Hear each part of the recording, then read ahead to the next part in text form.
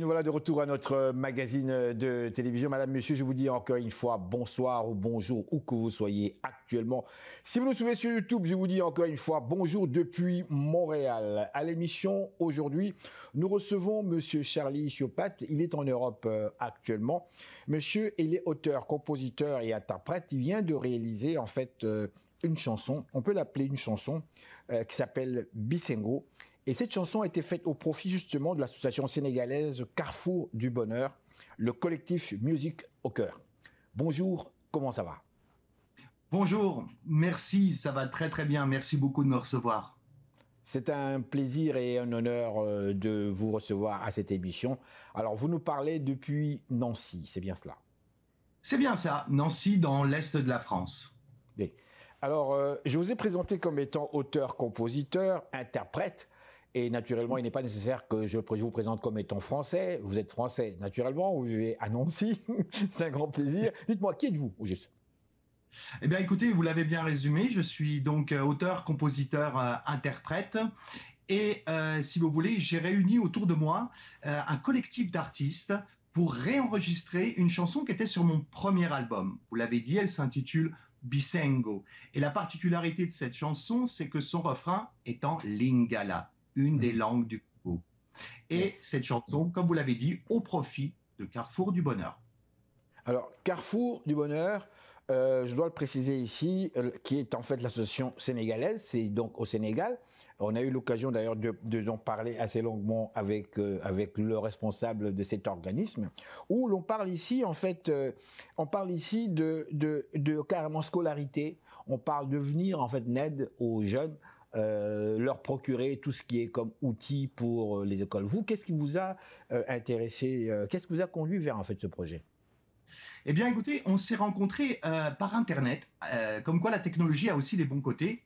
Ce soir, c'en est une aussi, c'est un des bons côtés, de pouvoir comme ça converser. Moi, ça me fait drôle, hein. Je suis en France et je parle avec vous.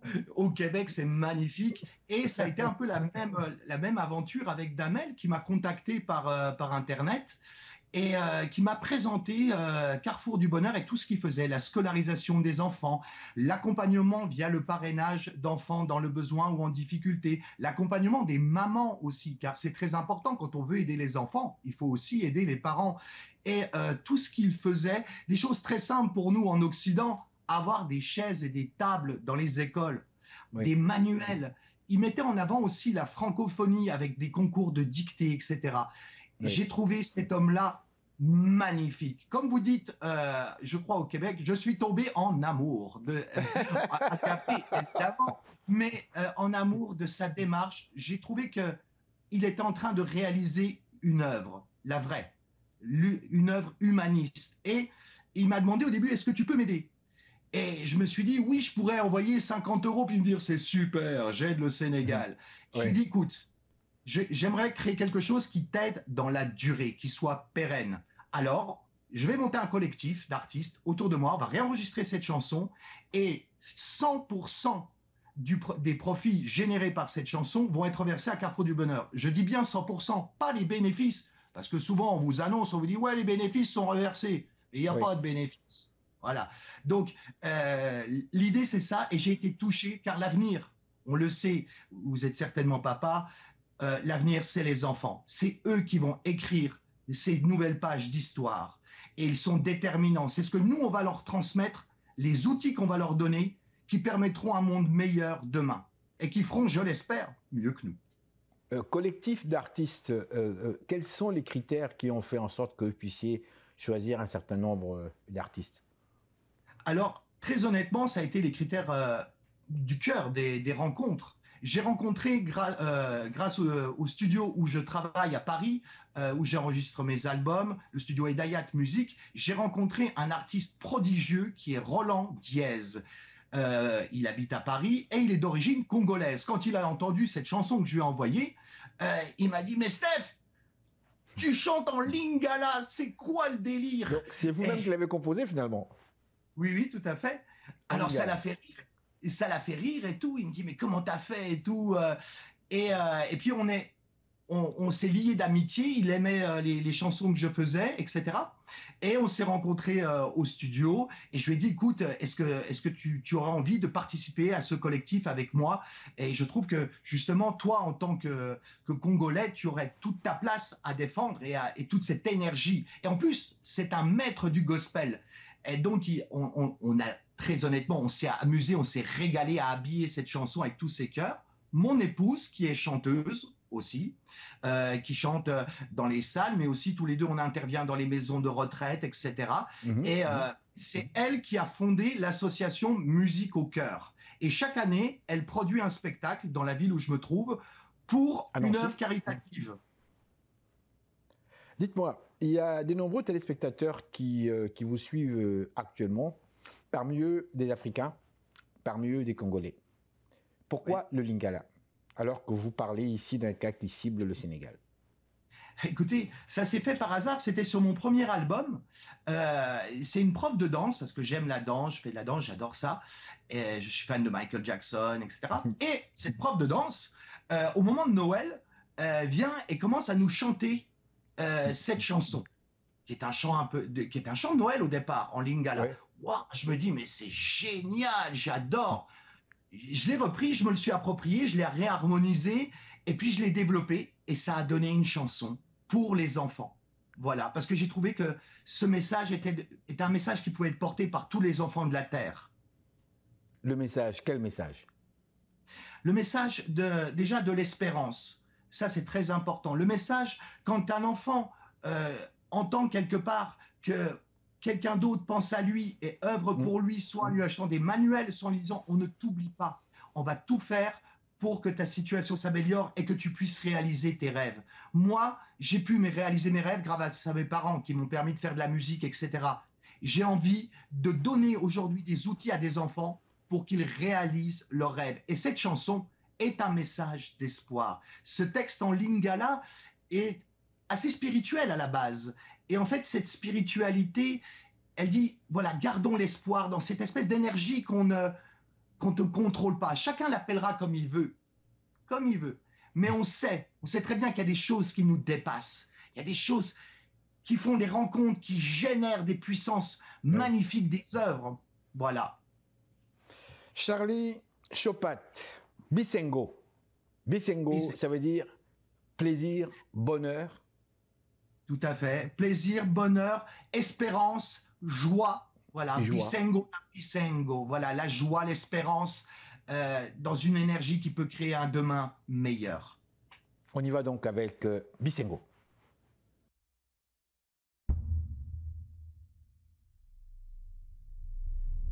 C'est le Bayon qui banner. Bisengo la Bisengo, kulana lola. Bisengo la Bisengo, kulana lola. Angelo bakoye melangolo. Bisengo la Bisengo, alléluia. Il n'y a pas d'enfant noir, il n'y a pas d'enfant blanc. Il n'y a que des enfants. Il n'y a pas d'enfants juifs, musulmans, bouddhistes, catholiques ou protestants. Sengo, kulana lola.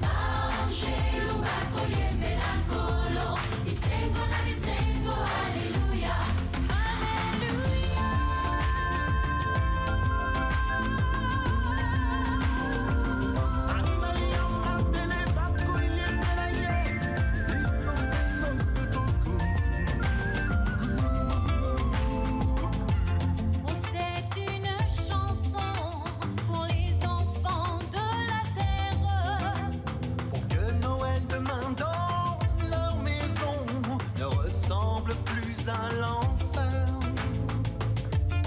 C'est une chanson pour tous les enfants de la terre, pour que ces quelques notes à l'unisson les portent jusqu'à leur rêve. Sengo na sengo, kuna na lola. Sengo na sengo, kuna na lola. Angelo bakoyembe la kolo. Sengo na sengo, hallelujah. Sengo na sengo, kuna na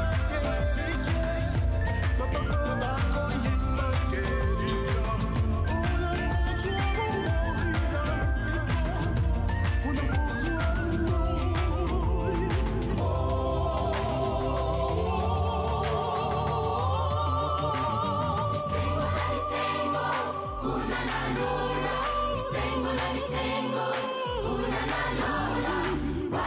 Angelo bakoyembe la kolo. Sengo na sengo, hallelujah. Alléluia. Sengo na sengo, kuna na lola. Sengo na sengo, kuna na lola.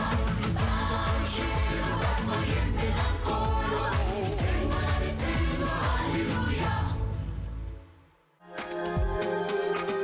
Et voilà, mesdames, messieurs, nous sommes de retour à notre magazine de télévision. Nous recevons aujourd'hui monsieur Charlie Chopat, qui est actuellement en France. Il est à Nancy. Et nous parlons justement en fait, de sa chanson Bisengo. Charlie Chopat, une question que je voudrais vous poser ici. Des nombreux téléspectateurs africains qui vous suivent actuellement, puisque nous sommes aussi sur YouTube, très heureux de vous découvrir, très heureux de découvrir un Français qui sincèrement s'intéresse à l'Afrique et qui s'intéresse vraiment, qui pense réellement aux enfants et à leur bien-être. Mais vous n'êtes pas, en fait, vous êtes censé connaître quand même, suivre un petit peu l'actualité actuellement. Je vous emmène sur un autre terrain, le terrain politique que vous n'aimez peut-être pas. Dites-moi, quel est votre sentiment par rapport à ce qui se passe actuellement dans ce qu'on appelle aujourd'hui cette renaissance africaine?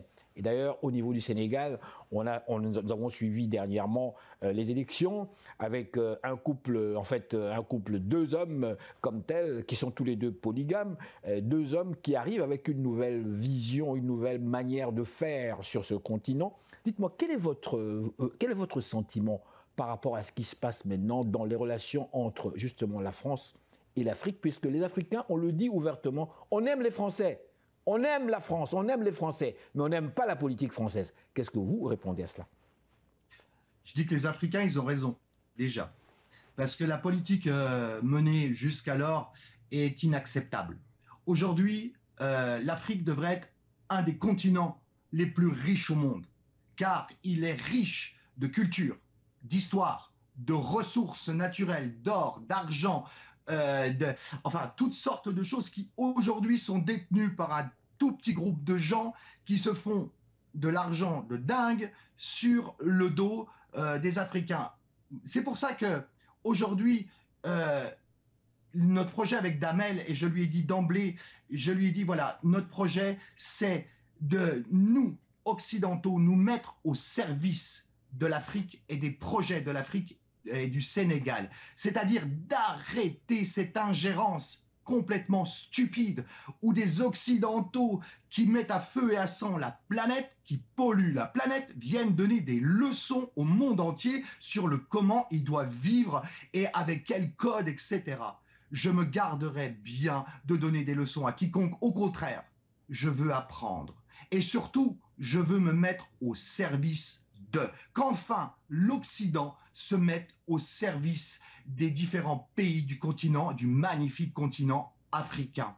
Et c'est pour ça que nous voulons un Sénégal à la sénégalaise et une Afrique à l'africaine. Nous ne serons, nous, que de modestes artistes qui aident.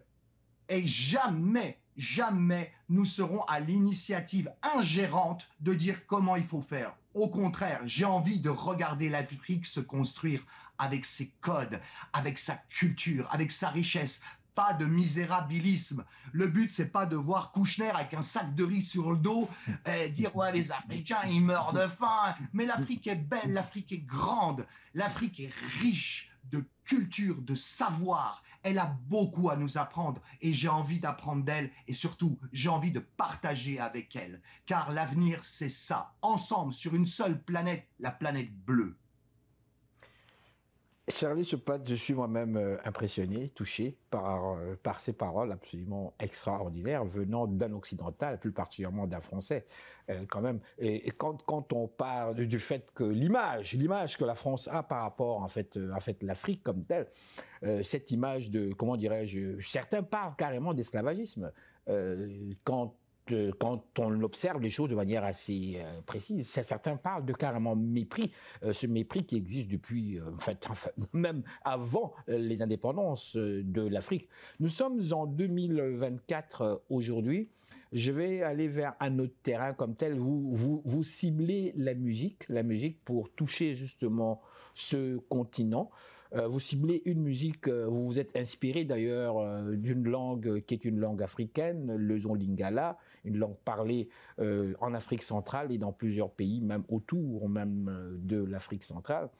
Dites-moi, quelle est votre analyse maintenant par rapport à cette musique, puisque vous ciblez, vous avez quand même touché cette musique africaine.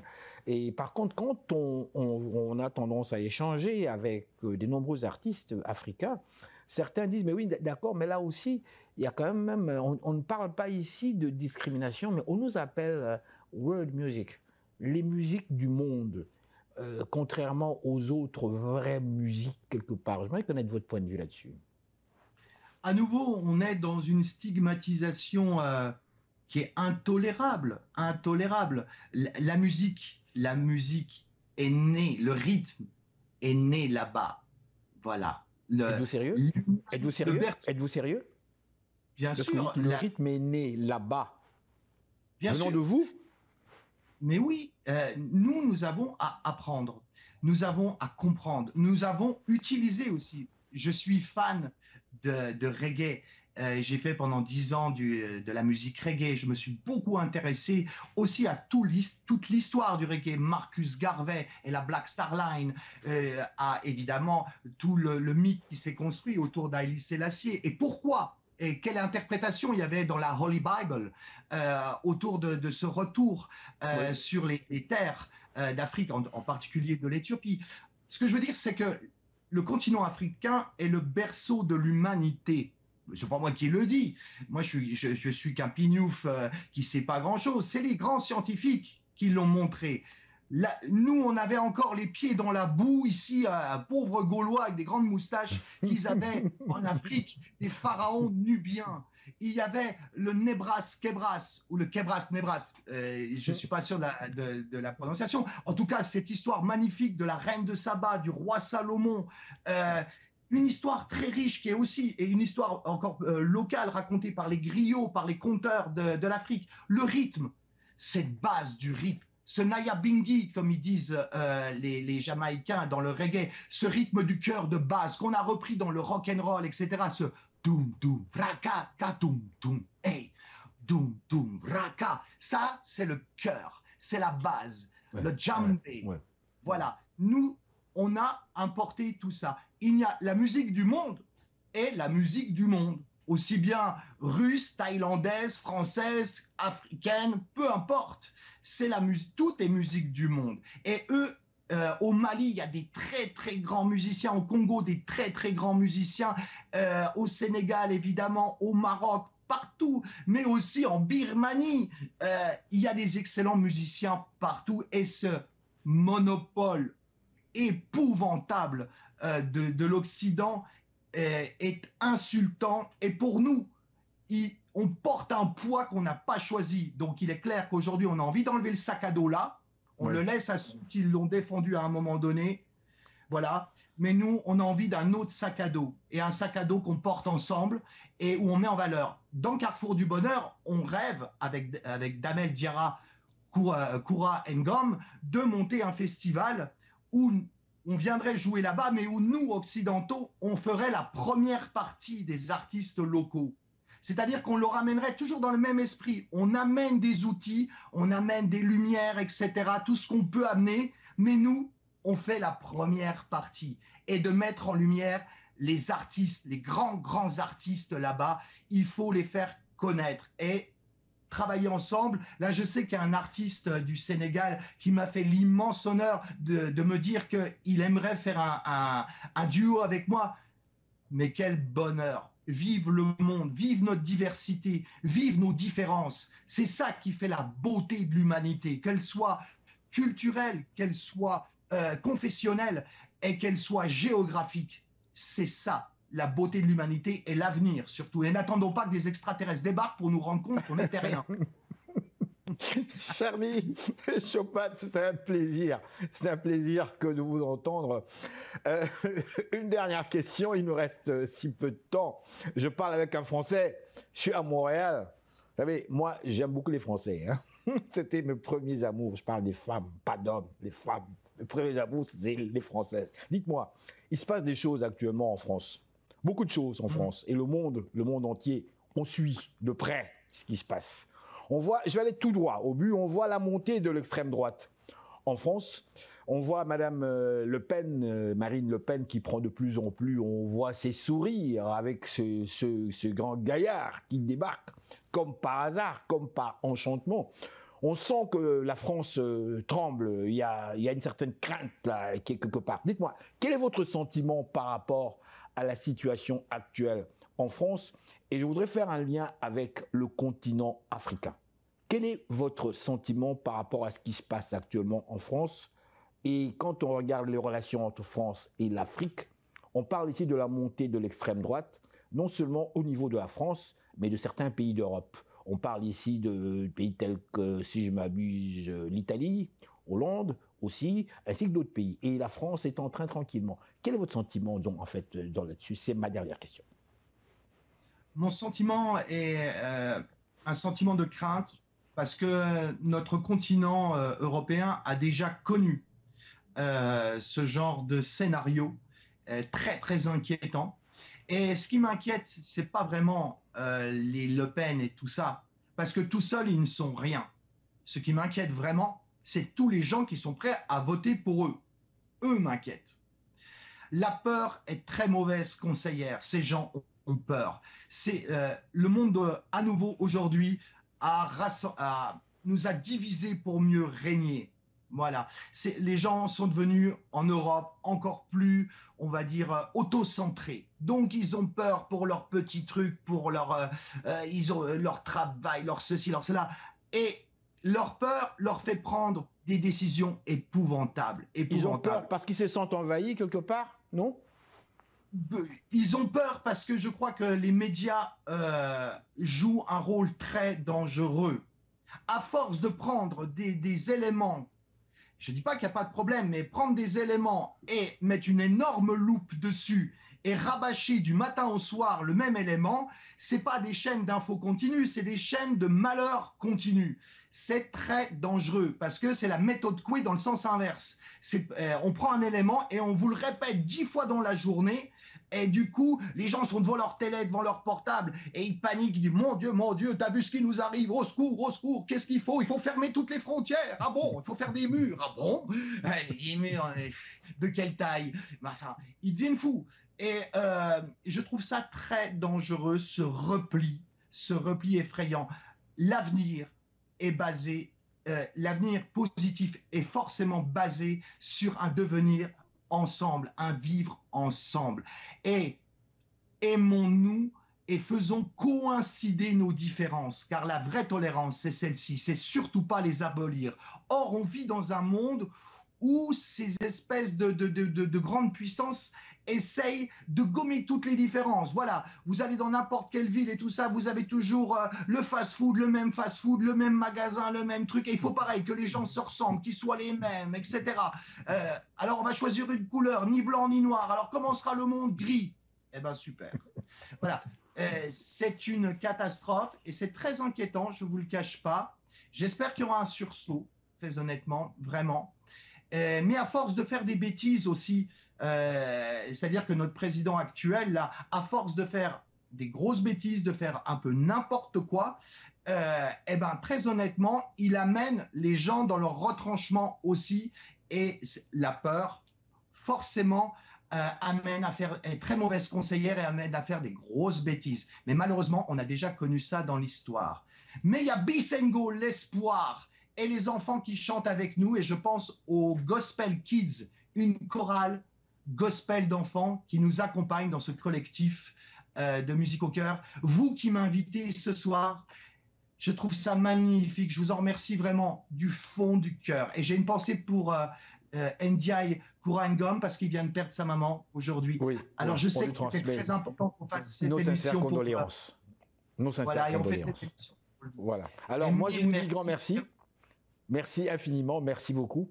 Et je vais donc devoir vous souhaiter une excellente journée chez vous à Nancy. Merci encore une fois. Nous parlons avec Charlie Chopat qui nous parle depuis Nancy. Merci, au revoir. Et voilà, mesdames, messieurs, restez là. Nous sommes de retour tout de suite après ces réclames publicitaires.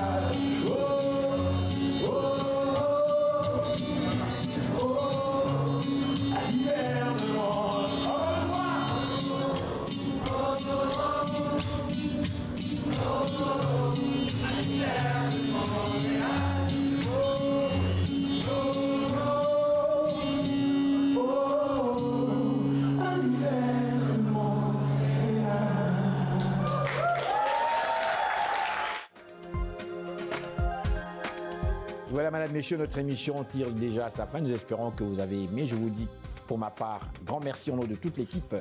Ici, Henri Ngaka, au revoir et gardez le sourire.